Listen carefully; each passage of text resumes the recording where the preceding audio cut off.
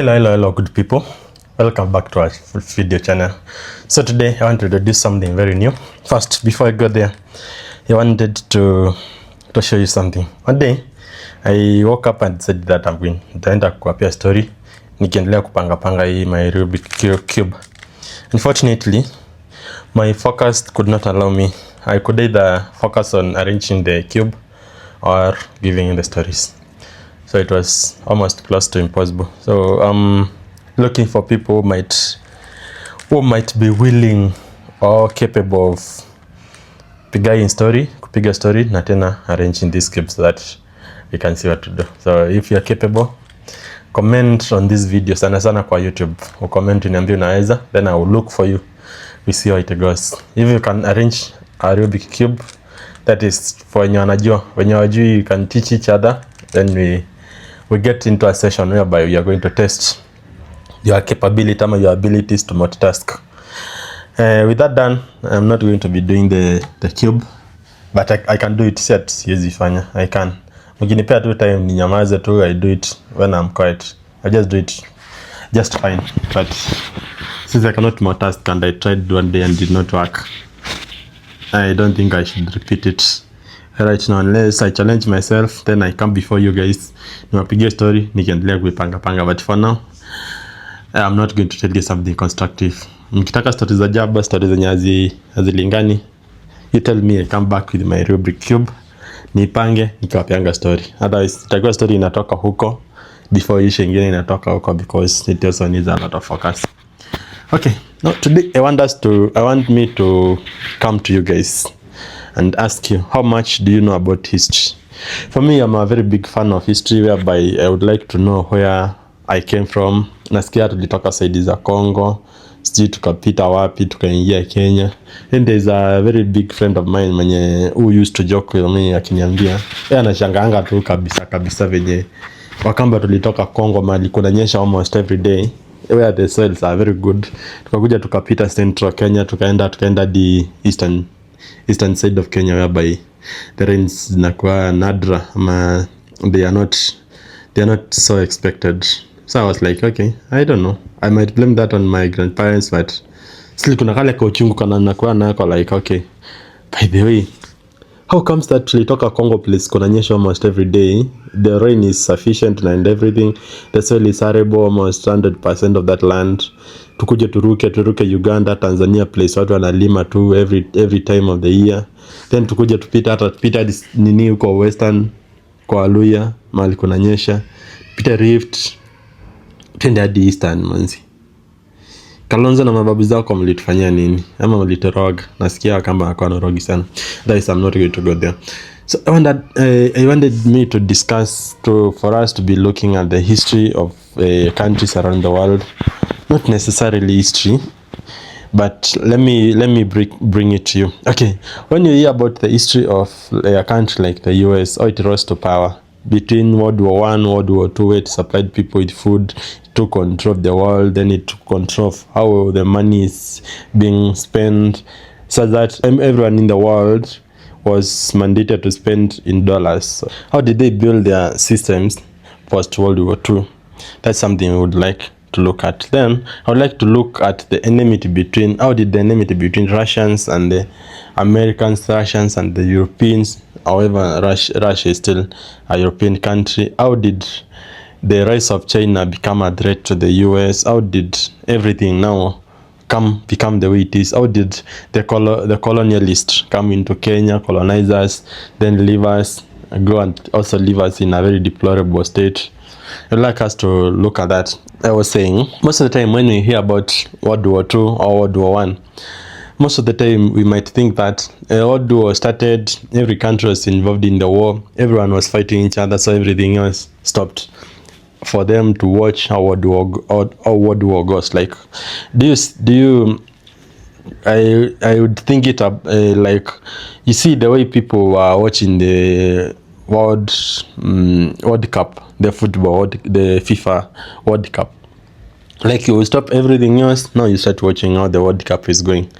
But when you read the history, everything else was just going as well, as fine, as just normal as it is, just while our men and women who are fighting in the front lines are being killed, and the numbers, when the numbers continued piled, you find that they are recruiting more people to go and fight, and you find that even someone who could not have ever been recruited into the army was recruited and started fighting, in a war that was started from just anywhere.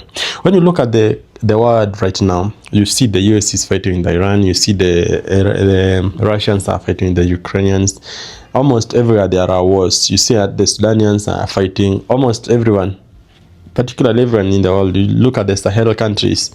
These countries are fighting always. There are fights everywhere. So we might be living today, but in like 3 to 5 years again, you hear that is now the end of that world war. You never know. Now, so many people are saying, that world war, but who knows? Maybe after the end of the Iran war and the Russian war, we are going now to sit back and say that that was more like a world war, because when the Iran is bombed and they bomb the ships on the Strait of Hormuz, it stops a lot of trade. Almost 20% of the oil and the gas is stopped, and also the other commercial ships cannot pass through that strait, and that cuts the world's economy to 20%. 20% is a lot of money in a world that is so busy today, and whereby a lot of goods are being moved, and goods worthy millions and millions of money. So I don't know. And so when you see at the Black Sea, when the Ukrainians are shooting down the Russian ships, you might say that by the end of 3 to 5 years, you might hear that now we are announcing the end of World War III. And so many people will be asking, how did the World War III happen? I did not see myself fighting. Only some few countries are fighting. Or maybe before 2 to 3 years goes, you see the China and the US fights. And now they say because now these are two superpowers that are fighting, that is now the World War III. Least considering that there are so many other countries that have been fighting all through since 2022, since 2014, but it was not termed as World War.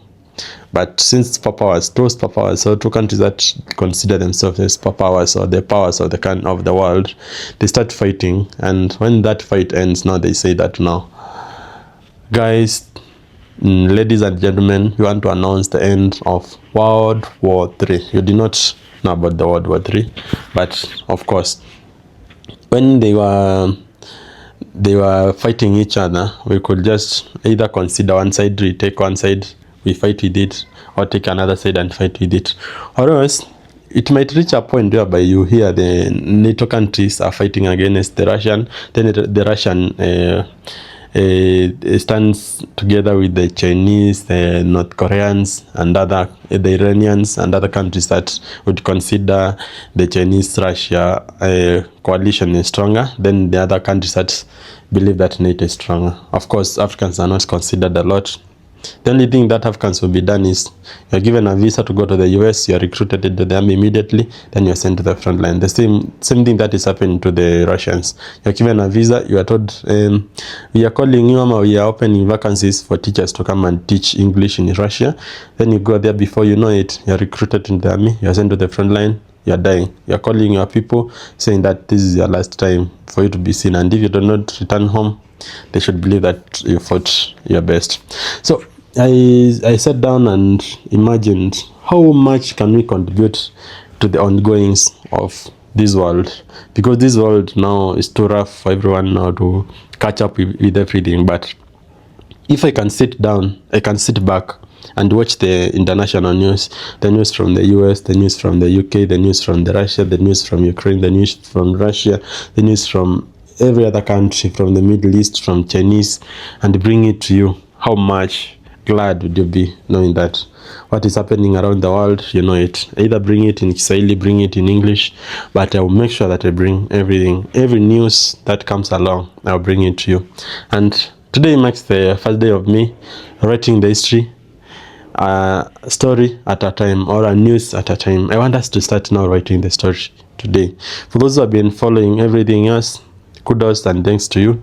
And for those who have not been following, I hope and pray that you follow with me, because this is us writing the history, so that if they can still say that it is not that war, we will know where it started and how it started, its progress, and we will also open our eyes and to be telling our children that how you know about that war. That war did not just start just like NATO says now today or tomorrow you're planning to go and attack China. No, just started with Ukraine being bombarded with a lot of bombs by the Russians, Ukraine retaliating, Ukraine looking like it is going to overcome Russia. Then the Russia was like, oh, I'm not going to be defeated. It dropped something on Ukraine. Then the NATO countries was like, okay, you Russians, you want to terminate Ukraine, and we are not going to sit down and watch you do that. So the people in the Europe now, they prepare and they also drop something on Russia. So that tit for tat, it becomes a wider war, whereby China is involved. North Koreans, they are always ready for them also to drop their something. So when all of them are fighting now, we can call it a world war. It can go even for 3 to 10 days, as they said. The other world war might be the last war that is going to be for this sophisticated technology. Fourth World War or World War 4 might be fought with sticks and stones. Venye wajaluo wanafanyanga wase wa kura ama after elections, venye wajaluo wanarushanga mawe, maybe sasa ndio watakuwa the most advanced people to fight the World War 4. But otherwise, let us go into the news, that whatever is happening around the world. So you remember the US started fighting the Iranians almost by the beginning of this year, I think from February or March. They have been fighting ever since. Most of the people in the US are saying this is going to become the forever war, but I doubt, because either the US is going to lose interest in whatever war they are indulging into, or the Iranians are going to run out of ballistic missiles and maybe they are going to give up, or maybe the both sides are going to see like we are fighting a war that is not benefiting either us or the people we stand for. So why can't we just make an agreement and let it stop? Because when you look at how wars are fought, they are not fought by common mwananchi. It's not like me and you just sit down and say that now we hate Ugandans and we start beating Ugandans everywhere. No, it is maybe our president and one of the army officers who is maybe crazy or sees something that we do not see, then advises the president that I think we are at threat with the Ugandans. Then Ugandans, when they hear those rumors, now they start preparing. So when the army start fighting, now we say that Kenya and Uganda are fighting. It's not that Kenyans and Ugandans are fighting, it's just Kenya and Uganda. So that is the beef of the elites. The elites using small children to fight. That's how it happens. You find that if in countries that do not have systems, you find that there are some few people who are controlling the systems. So the systems are fighting for these few people. Let's say, for instance, in Kenya, there have been billionaires who want to control the mining, maybe, or maybe they want to take over the oil mining in Somalia. This is just an example for those who might take this clip and contradict it. This is just an example. Want to take the oil mining in oil drilling in Somalia, in Kenya. Then they say, hey, Somalians are bad people. Then Somalians hear that and they are like, okay, we are not bad people, so are you labeling us as bad people? So when Kenyans start fighting Somalians and Somalians literate, we would say that no, this is the war between Somalians and Kenyans. But when you look at it closely, you find that these are just some few people who are fighting for oil wells, and it does not benefit the whole country. Even after the war is over, very few people are going to be benefiting from the whole ulabalu. So the war between Iran and the US started. Iran killed a lot of people took lives of many people from Iran. I have learned that when you use some words like killing, they force the algorithm to hide your video. So if you get this video and you find it intriguing, please share it with your friends so that they can see it. So when the US moved into Iran and started this war, the Iranians were obliterated. They were killed in numbers, and the US was like, okay, we are achieving this. But little did they know that the Iranians are so resilient, and they fought through all the chaos, and now they are holding the United States back. And when the Iranians saw that they are like we are being defeated, they said now we are going to remove or to take our ace, our card that we might have not used for long and the US might not have known. So you are going to be bombing every other US base in the Middle East, starting from Bahrain, starting from Jordan, going to the UAE, going to Kuwait, going to Saudi, and every other country in the Middle East. So they started just bombing them, bombing airports, bombing everyone in the Middle East. Although some countries in the Middle East tried to retaliate, but the Iranians did not give up or did not even think about it. They just kept going, and this has gone for a very long time, and we can see that there are servicemen from the US are being injured. We look at the most recent news, there are 3 or 4 have been injured, bringing the number to 17, with so many others whose lives have been taken. That is, it has now totaled to 17 servicemen from the US have been killed since the starting of this war. And in the recent, it is 3 to 4, and others are missing, others are wounded, others are hospitalized. So you can see the number of casualties is huge in the US side, and also it is also big in the Iranian. In the Iranian, when they are fighting there, the US is bombing the bridges that is connecting the regions that they are targeting. They are just bombing all the infrastructure that they can, so that they can cut off certain areas so that they can control it. So I hope that by the end of this, they are going to see a solution and come together. Now, coming out of the Middle East, we go now to the United Kingdom, that is the UK or the Britain. The Britain has had 10 prime ministers. You might ask yourself, how does that happen? And in Africa, we just have one for 40 years, we have one for 20 years, we have one for 10 years. But I will tell you that this in the UK, the people vote for their prime ministers. They believe in him and they give him the mandate to lead the country towards prosperity. The PM, the prime minister, goes in, tries all the policies that he thought that would work. The policy does not work, or he just messes on the way forward. But he's like, okay, I thought this one is going to work, but it's not working, so I think I am not the best. Or on the other side, the majority party that is leading, like for instance the Labour Party that was leading now through Keir Starmer, its members or its MPs sat down and said that Keir Starmer is not doing our country anything good.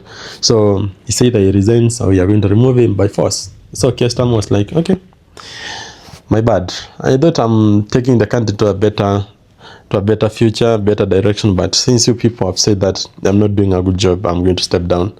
And he stepped down. Then it is the Branham who is going to take after him. So we are just watching to see how he's going to change the country. But 7 prime ministers in 10 years, that is huge.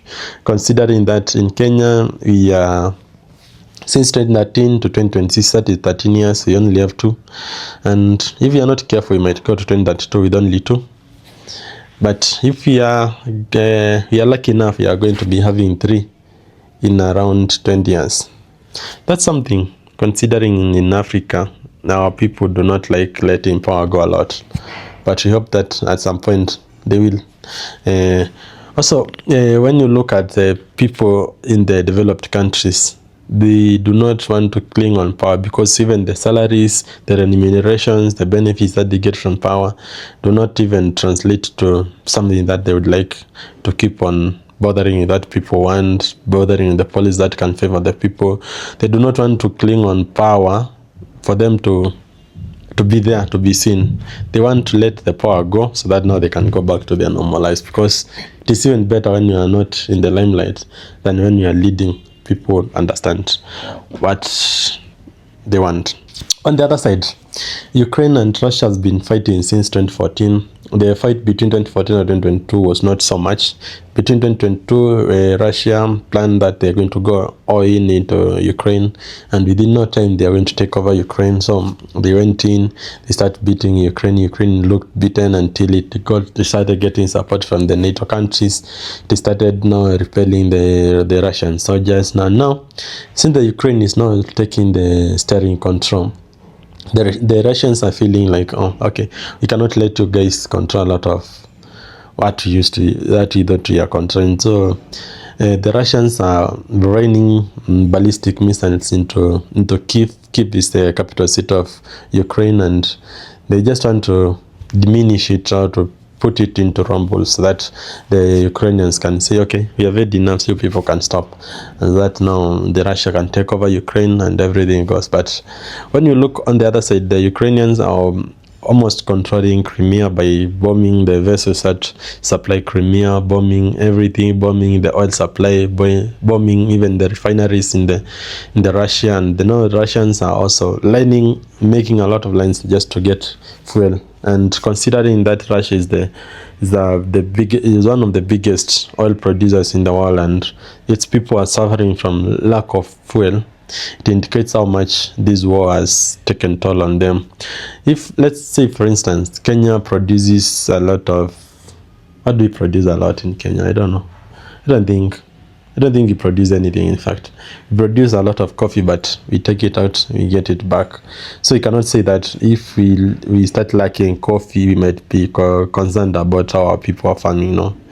If we start lacking coffee or coffee becomes less in our country, you would be thinking like, how slow are those people we are taking our coffee beans, processing them to bring us back coffee? Or how much demand does it take other countries to take our coffee from those manufacturers so that we can get this little in our country? But for the sake of this discussion, let us assume that in Kenya we produce a lot of coffee. Then at some point we reach a point whereby you cannot go and buy a sachet of coffee in Nescafe from just outside the shop. I'm told when you want coffee, you have to go to a specific supermarket. Let's say, for instance, TRM. I have to go to TRM for me to get coffee. That would be devastating, right? So this is the case in the Russians. The Russians, they produce the oil, they drill it a lot, they process it a lot, even to the point of exporting a lot of oil. After the US and the Middle East, the Russians are there on the top 5. So the fact that they produce and export a lot of oil, and now you see that there are people now struggling to get just a gallon of fossil fuel for them to drive for them to put to top up their cars, it means that things are not doing very well there and things are dark. So I hope this is something that they are going to be looking into while they are continuing to the war. So first, the option that they might consider bombing Ukraine to hell, or maybe saying that, okay, you guys, we think we have defeated you, so something that we can do to help you so that we do not obliterate you, we are going to sign a MOU and a ceasefire, so that they know they can go and replenish their warheads, they can go and replenish their war machine, and come back and start fighting again. Because ceasefire, just like an hydration break that is on the World Cup, you just go and take water, you re-energize and come back. So I hope that they can come to a certain agreement. Now, going forward, let us look at the Hungarians. The Hungary has been led by one prime minister since 2010, I guess. That is Viktor Orban. Orban led Hungary since 2010 to 2026. That is 16 years of rule. So, once you get grip into the leadership position and you start controlling systems, you put the people who favor you. So the president of Hungary was Viktor Orban puppet. So when Viktor Orban was defeated in 2026 in the election that was held this year, the people in the parliament sat down and said that, okay, we have the president who was the puppet of Viktor Orban, and we do not feel that he's going to be pushing our ideas or pushing our ideologies any further, even making our countries any better. So we'd just change the constitution or change some aspects of the constitution so that we can control he thinks or what he tells people or how he acts, instead of just letting him control the whole thing, or just act on behalf of Orban, and we continue the rule of Orban. And since we got rid of him, we are going to be changing little section by little section. By the end of it, we are going to impeach this president. So when the president saw the hostility and sensed the hostility, he had the manners, or he had it in himself just to resign and say that, okay, you people have now decided to kick me out and you are becoming hostile against me, so you just take control of it, let me step down. So he stepped down yesterday, and a new president is going to be elected in Hungary. How much are we going to do in Africa to see such a thing? That's a question to ask ourselves. Before I finish, the world and technology is changing a lot, and every day we see new things happening. First, we have seen AI almost controlling the world. Many people were duped into, I don't know, duping or everything. So when AI was deemed as beneficial to people, so many companies came up, the ChatGPT, the Grok, the Kimi, the DeepSeek, all of them, they came out as now as corporates, just to show you how AI is going to be changing things. And you know, when something now seems like a corporation or seems like financially viable, many people, capitalists and communists and people want just to make money out of anything. They just come with a lot of stories to tell you how much it is. So AI came, they praised it, they said how much everything is going to be costing. They built data centers, they built chips, they made most expensive chips, and they made a lot of money out of it. So when everything, they exploited everything that they thought that can amuse people and make people invest in AI, and now people are like, okay, these are the things that we have been used to. Because when you look at AI, searching using AI, just like searching using Google, almost similar things, and they threatened a lot of people, saying that the AI is going to take your jobs. Of course, it has taken a lot of jobs, and it's also going to be taking a lot of jobs unless people adjust. But look at it like this. Now, since people now have stopped being amused, because to make sales or to make people interested in what you're doing, now they are arranging a boxing matches between the AI robots. First, before we go now to the AI robots in the boxing ring, they came up with the robots that can help in the house chores, washing utensils, cleaning the house, arranging the house. But when they looked at the progress and how the robots are progressing and how they're adapting to the situations in the house, they were like, okay, this is too slow, so let us look for something that can look like it is swift. People can see the changes that are happening.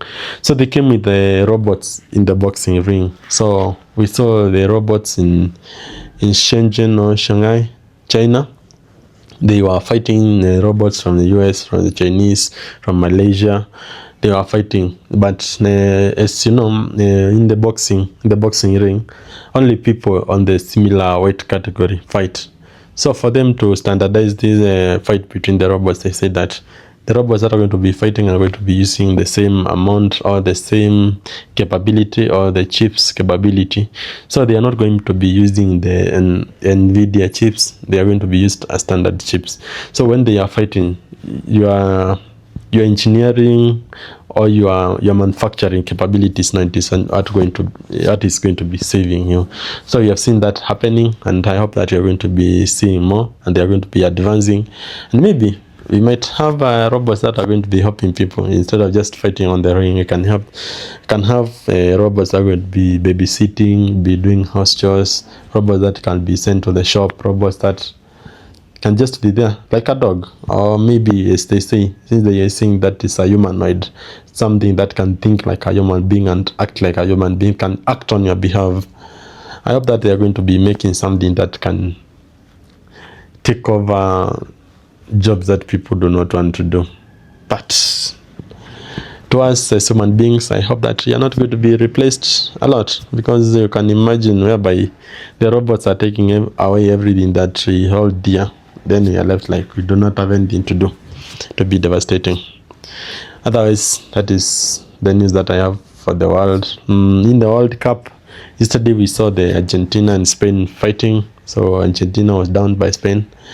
That was an end of an era of the GOATs, both Ronaldo and Messi. They've been fighting for quite some 2 decades, and football was fun when they still existed or while they fought on the field. And we hope to see other talents arise, and we are going to be watching what unveils after this. What else is going on in the world? There are a lot that is going on in the world, so I hope this series or this category is going to be more favorable to you, so that you can know what is going on around the world, and that you are going to learn more about the world, more than even you have been learning I'll be bringing the summaries of the news that is happening around the world. And if you like it, or this one intrigues you, please share with your friends. Let them know that now we are covering the world. Besides covering what is locally, we are not going to leave that. We are also going to be covering what is happening in the world each day, every day, so that you can be updated with whatever is happening, and so that you can keep on the know, because that is my happiness, you knowing what is happening, so that you can make your decisions based with knowledge or based with the content that is available. Otherwise, see you in the next news. Bye bye.